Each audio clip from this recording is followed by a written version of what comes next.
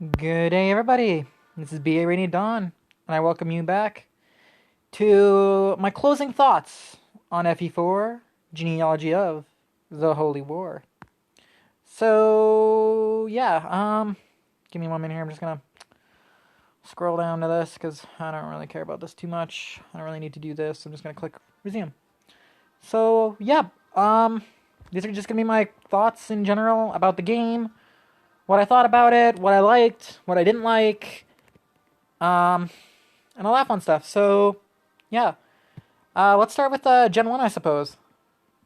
Let me just make sure that this thing goes away here.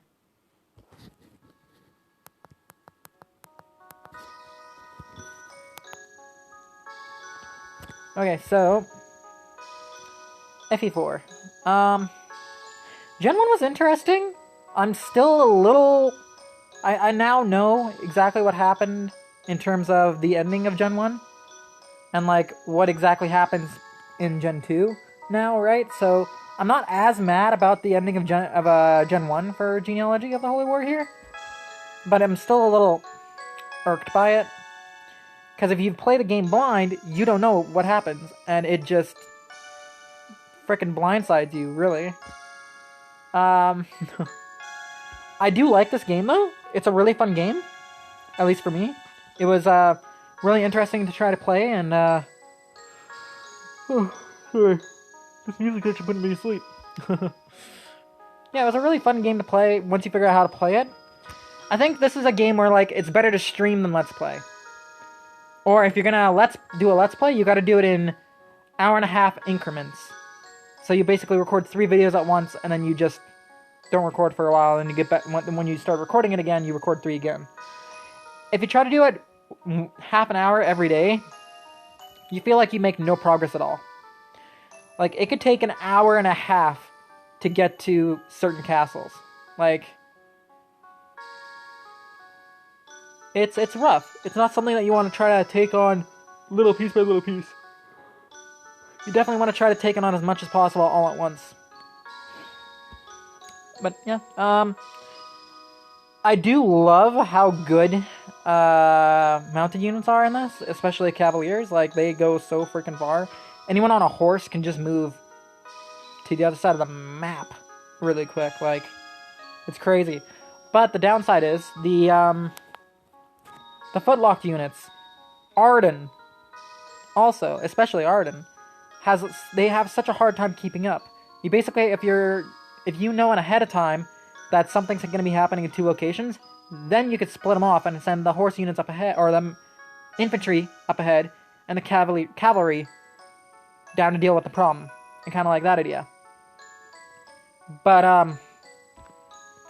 you don't really know what's coming up unless you're looking at a manual or unless you played the game before. But even then, memorizing all of FE4 is a bit of a stretch.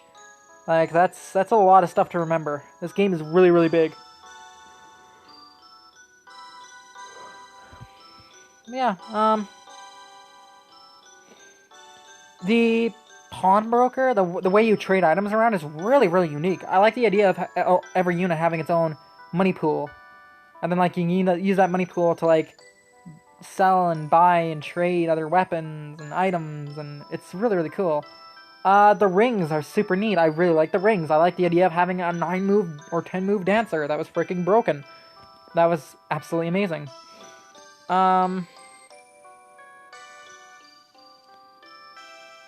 Yeah, Tactics D. I can see that coming. Survival A. Experience B, Combat B, Total B. Nice. This is the first clear! So yeah. All in all, this was an interesting game to Let's Play blind. I want to do Thracia at some point, but I'm going to take a bit of a chill and go to a newer game. Ooh.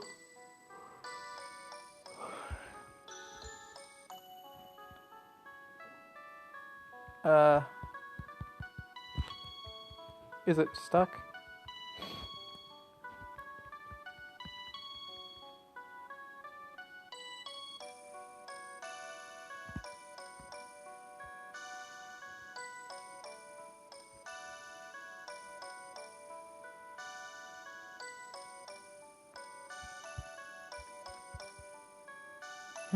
Weird. Yeah, all in all, it's a really solid game. The story is absolutely amazing. The gameplay can be a bit slow, but if you are a really patient person, then I think you're going to enjoy this game. Honestly, this is one of my favorite Fire Emblems, oddly enough. Like, the Tellius games get the number 1 and number 2 spot. And then, like, Three Houses gets number 3, and then maybe this game's number 4. Like, I think I like this game more than FE7 and FE8. I don't know. I think I might actually like Awakening more than this game, actually, now that I think about it, but...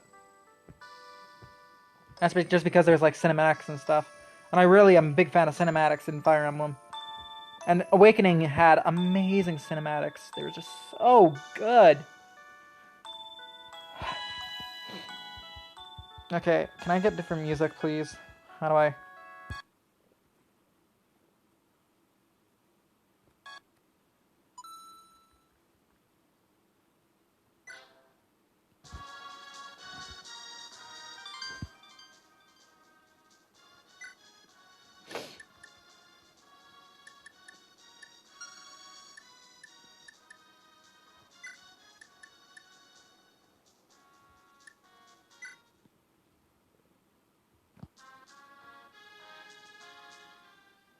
Oh, we've already... I don't know why.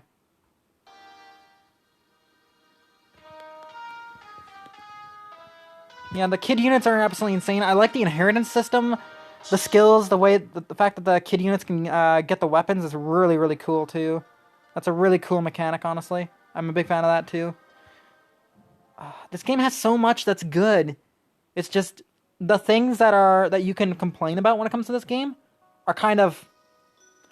It's not just once in a blue moon, it's an all-the-time thing. Like, the infantry units being slower, the game feeling like it's a very, very long game to play, which it is, don't get me wrong. I mean, look at this. Let's playlist. The playlist is like 99 videos, including this one.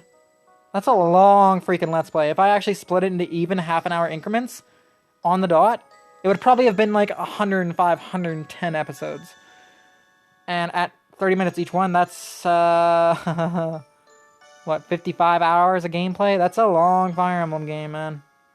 The weird thing is, though, Radiant Dawn I tend to spend more time on than this one, even. So that's interesting to me, actually. Yeah, So, just as a summary, good game, really solid game. A bit slow, bit clunky. But overall, the story is amazing. If this game gets a remake, it has to be done right. If it's a remake done right, this game is perfection. Like, the cinematics for the end of Gen 1, whew, those would be amazing. I'd love to see that. That would be wicked. And then, like, the cinematics for the secret event that Seliph gets is just, oh, that would be so cool, too. Like... If this game was modern, it would be, like, probably the best game. It'd be faster. It'd have cinematics. It would probably have support conversations that are more than, like, what it is in this game. Leadership stars. Leadership stars are really cool. I really like leadership stars. That's a really neat mechanic. Repairing your weapons is really cool. The way, like, different pairings affects your... kid units' inheritability of their weapon, of the legendary weapons, is really, really neat. I love that mechanic. I love that too. I could say so much about this game that I both love and hate about it. But there's more love than hate, and that's what I like. So, am I gonna Let's Play this in the future? Probably not Let's Play. If I'm gonna do anything with this game again, it'd be stream, but I'm gonna be taking a long break from this game. Because this game was... It was long. I've been working on this Let's Play for, like, what, a year, apparently? According to YouTube. So yeah, oh, this music.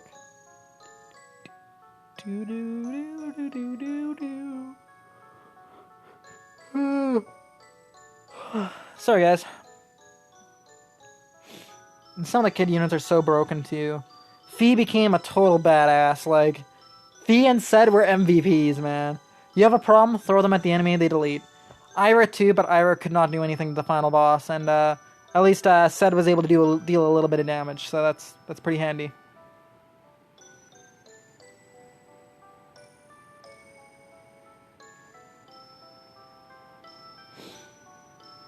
So yeah, this was a pretty good game.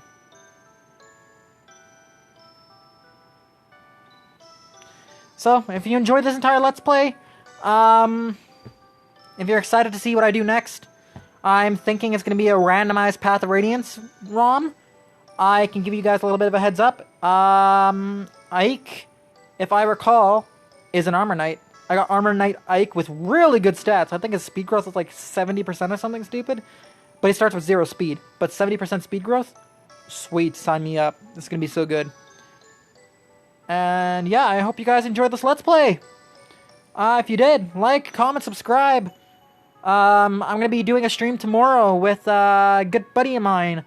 It's going to be kind of like, I'm hoping to do a kind of Summoner's Duel. We're going to be chit-chatting about the banners, about the Summoner, the fact that you can change the skills on the Summoner, what the best builds might be for that, what, the Mjolnir Strike changes, Hero Fest, and all that fun stuff is going to be a stream tomorrow. About maybe like an hour and a half stream. So until then, this is Be Ready Done, signing off.